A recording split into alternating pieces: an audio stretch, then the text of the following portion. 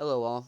This is Jackson Heller, and I'm doing some media work from home. And I decided that I should review, rate, and recommend some new music that's come out in the last month during this quarantine stuff, and maybe I could put something on your radar. Before I get into it, I do want to preface that music is art, and art is subjective and should be treated as such. So, before I say, hey, go listen to this, I'll give you an honest rating and then tell you my favorite tracks. Alright, with all that said, the first album I'll be reviewing is Love Is Not Dying by Jeremy Zucker. Now, this album came out April 17th, so it's been out for a very short amount of time, but having listened to it, I must say that I really enjoyed it. The album seems to be about a past relationship and getting over it. I know, cliche. Until you start looking at the emotionally charged lyrics that show honest hurting and wanting for something old and new. This weird place where you know what you want, but can't have it both ways. This lyricism, along with the very well produced instrumentals, induces this nostalgic feeling of that past summer missing someone, and it nails every single beat.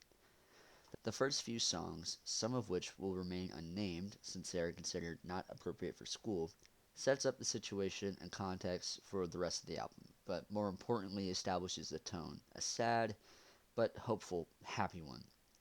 These songs are soft with really pretty melodies coming from his guitar, piano keys, and the masterful harmonies he creates with his vocals. Speaking of vocals, Jeremy's voice fits his genre really quite well because his voice is pretty flexible, but he tends to stay soft on his delivery and allows the lyrics to really shine.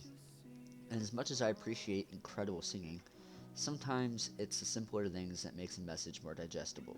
With that said, the song Lake House ends with a really heartfelt chorus that's loud and abrasive with scratchy vocals that really illustrates the pain he is displaying.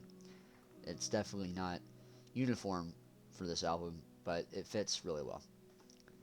Then it's immediately followed up with an extremely soft guitar paired with his quiet singing that shows this somber tone as he reminisces and admits that his ex is in a new relationship and there's nothing he can do about it. From this point on, the album starts to turn into the healing process that most people go through after a breakup or any kind of emotional pain. So, if you can see where this is going, the first few songs deal with denial, a sort of shock that he's no longer in a relationship, and then to depression.